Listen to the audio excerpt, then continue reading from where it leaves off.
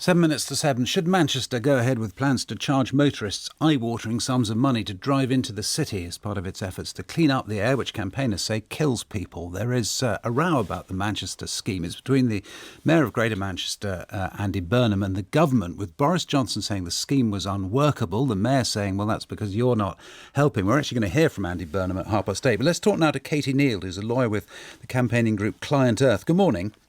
Morning. Just fill us in, first of all. What is this about? What is the problem here?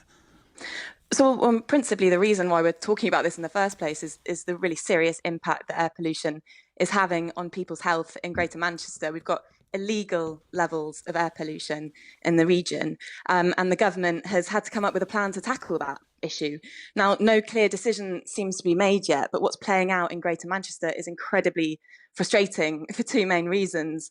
Like you alluded to, action to protect people's health from illegally polluted air has turned into a bit of a political blame game, essentially.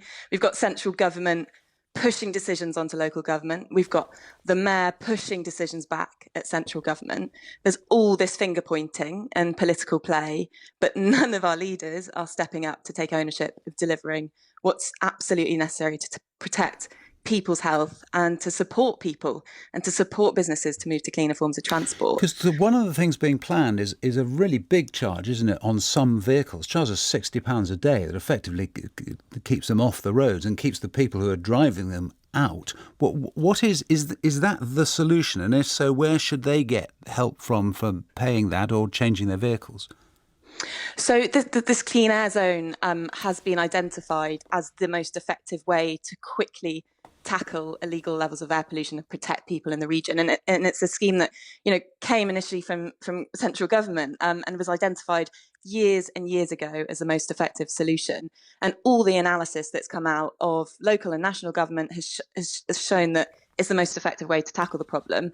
And it's absolutely critical for it to be workable and for it to be fair that this scheme comes alongside financial support packages to help people move to cleaner forms of transport. And is that the problem then? I mean, getting to the bones of this, is it that then the financial support packages are not in place for that to happen?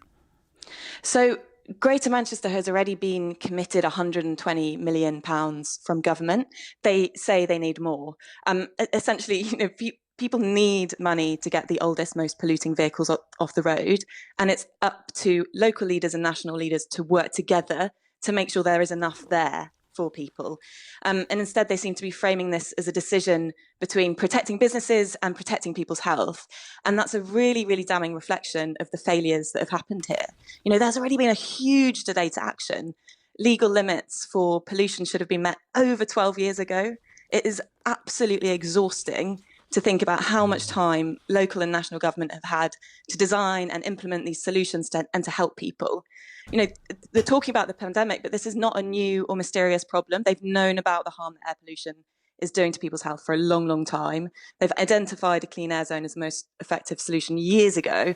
But here we are still. We're still waiting for action to protect people in Greater Manchester from this invincible killer. Where are we then? Because the first part of this scheme is meant to come into effect in May, isn't it? Is it at all clear to you what's going to happen in May in Manchester or in Greater Manchester?